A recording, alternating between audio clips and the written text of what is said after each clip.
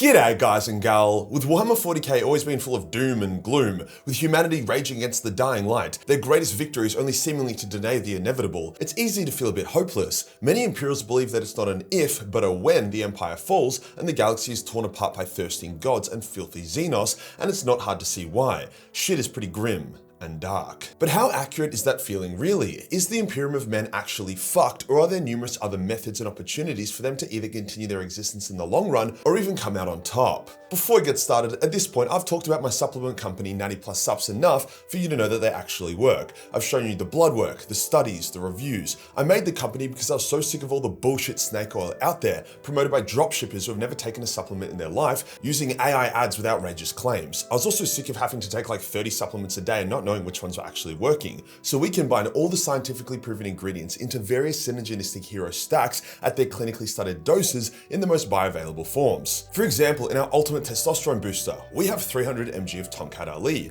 but we make sure we use uricocamine 2%, which is the most effective bioform you can use, whereas other Tomcat Ali will just say Tomcat on the back of the label, or just tell you some ratio which actually means nothing. So you could think you're getting a good dose of Tomcat to try and increase your testosterone, but it ends up being a microdose that does nothing. That is why so many people that take natural test boosters get no results and believe they don't work. It's because they're basically taking nothing. I know it's confusing and it's a pain in the ass. But I digress. The main reason I'm plugging 90+ today is because we're celebrating 6,000 followers on Instagram. And to celebrate, we're giving away over $10,000 worth of free supplements. All you need to do is visit the announcement post, follow the instructions, and be following 90+ on Instagram. It's completely free to enter. I know the subs are expensive, and that is a big turnoff for a lot of people, but it's expensive to buy because it's expensive to make. Choosing the actual best bioforms is multiple times more expensive than choosing the shit standard bioforms. Our point of difference is that we actually have the blood work to prove that our supplements work. Use the link below or code Majorkill to get 20% off, and be sure to join the giveaway if you want the chance to win a shitload of free subs. There's not a whole lot of entries so far, so your odds are looking pretty good.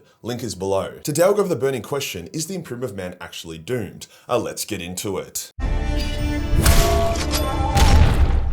Okay, the first thing we need to go over is what are the current pressing matters, of which there are many, which could bend humanity over and fuck it raw to death. What are the current things that make people go, yep, we're doomed? As there is a good chance some of them may not actually be as bad as they seem. There is a massive conception in the community that nothing matters because the Tyranids are an endless unbeatable swarm, and the Nid forces that are already causing the Imperium huge issues in the galaxy are merely a finger, nay, a fingernail of the true Tyranid force that is yet to arrive. This is further demonstrated by images like these, which seemingly show just how gigafucked we are. However, every image like this are either fan-made or made from non-canon media, so they cannot be taken at face value. We don't actually know how many Tyranids are on the way. It's just as likely that 90 to 100% of the Nids are already here, and this is their last push. After all, when the Great Rift opened and the hive mind got knocked out, and upon awakening diverted resources to combat the forces of chaos as a large threat, that isn't really the behavior of a fingernail. It doesn't seem right being able to knock someone out by punching their fingernail. What I'm saying is that the idea that the Nids will eat everyone anyway soon, so what's the point,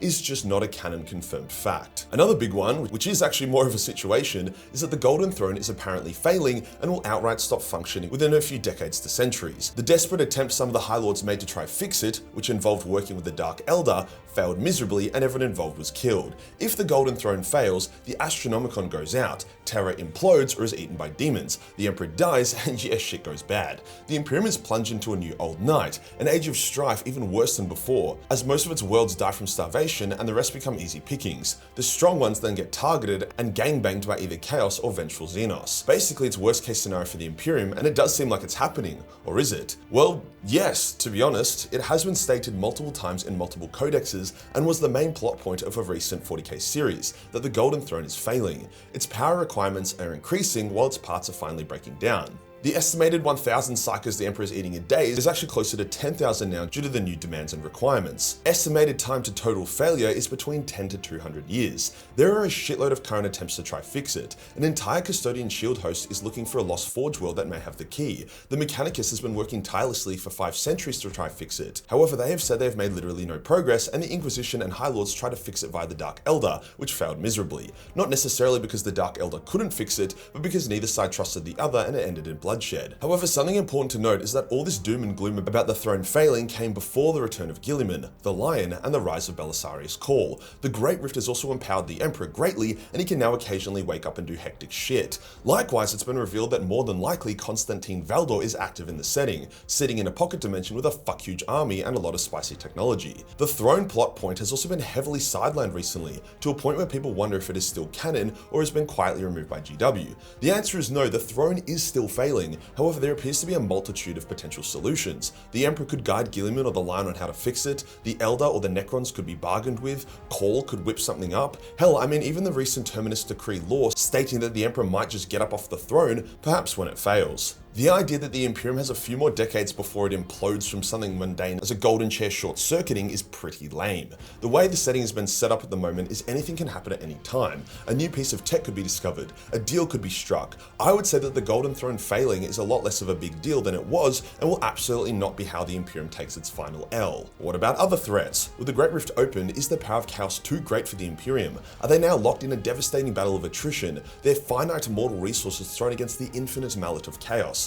Not really. If the entire Chaos Army, including all demons, Chaos Marines, cultists, and so on, went up against the entire army of the Imperium, including all guardsmen, custodians, space marines, sisters of battle, of silence, mechanicus, and so on, the Imperium would fucking dumpster chaos. The Imperium is a leviathan. Chaos and the Xeno factions are circling sharks, taking quick bites and then retreating. When an Elder looked upon the Emperor, she literally saw this as a metaphor. When Chaos made its big move and lost during the heresy, it was literally benched for 10,000 years after the ass kicking it took, with the Emperor actually nearly killing the Chaos Gods. If the Imperium managed to slay Abaddon and crush the Black Legion, it would set Chaos back millennia. Likewise, the Necrons and Cawl are currently looking into sealing up the Great Rift, so a few actually decisive wins and a bit of Necron shenanigans could kick Chaos in the balls for the next few thousand years. Not to mention the Great Rift empowering the Emperor means he can actually assault the Chaos Gods themselves at the moment, an unintended side effect of the Rift that Chaos isn't actually too happy about. You could argue the Necrons also offer an existential threat to the Imperium. They are the only faction who maintain most of their power and culture from the War in Heaven, with it being very obvious that the only thing stopping them from taking over is how much they hate each other and love civil wars. The Silent King is actively trying to unite the Necrons and create a galaxy-wide null array that would basically kill everyone and delete the warp. However, he's facing serious resistance from the Mechanicus, Guilliman, and Imhotep the Stormlord. It is definitely important to note this as a potential threat, but I don't see it going very far. The more the Nexus expands, the more factions will try to stop it, and the more territory the Necrons would have to defend. The Orcs, Tau, and Eldar don't really offer any true threat to the Imperium. The Orcs are fixated on only one planet, the Tau are just trying to survive against a splinter force of Death Guard, and the Eldar want to be left the fuck alone. The whole Imperium, doomed or not doomed, has actually divided the fan base, not because it's a debate, but because of the direction GW was taking. Before the Great Rift and Guilliman's return, 40k was setting in decay. Everything was slowly failing. There was no hope. Imperial victories and heroes were the last sparks of the dying empire, raging against its inevitable fate. The Golden Throne was failing. There were no Primarchs, no Primaris. Death by 1,000 cuts seemed to be the fate of humanity. The fall of Cadia was supposed to be Abaddon's death stroke against the Imperium. Instead, it triggered a new style of setting, where hope now existed and fate was no longer certain. Guilliman was back, leading the greatest army the Imperium had seen since the Great Crusade. Hundreds of thousands of Primaris entered the setting, new technology emerged, alliances were struck. Despite the galaxy being in a much worse position, things had actually never looked better. Then the Lion returned, then Trazyn started doing cool shit. Now it's more or less confirmed that we will be getting more loyalist Primarchs, each bringing their own sliver of hope. The setting is no means noble bright. Fulgrim, Angron, Magnus, Mortarion, and Perturabo have all re-entered the setting for the first time in 10,000 years and are causing obscene damage. But it's not this sleepwalk into extinction it once was. With all this in mind, we can comfortably say the Imperium is not doomed. They were doomed and now aren't. So I do suppose they were never doomed if we're being technical about it. The Emperor is active for the first time in 10,000 years. We have loyalist Primarchs for the first time in 10,000 years. We have new technology for the first time in 10,000 years. The setting has been made a lot more volatile, which I know does piss off a number of the old school 40k lore people, as many people do not like the Primarchs returning, while many people do. It is a bit of a doozy, but you do need to remember that with 40k's lore being so expansive, you can really just dial into the parts you like. The Inquisition series is entirely Primaris and Primarch free, and has major lore events. Vaults of Terror is similar. Likewise, you can just lock in on Dark Imperium and Dawn of Fire, which is all about the New Age. That is the beauty of 40k. You can focus on and enjoy the parts you want, and those parts will keep you busy for hundreds or even thousands of hours. Remember, just because something isn't doomed doesn't mean it isn't fucked, and the Imperium is still very much fucked. If you enjoyed the video and you want to support the channel, then pick up a 90+ sub and join the giveaway. Joining the giveaway is entirely free. Hit the subscribe button, hit the real subscribe button for more doomed content. Join us for more memes, and I'll see you on the next one. Peace.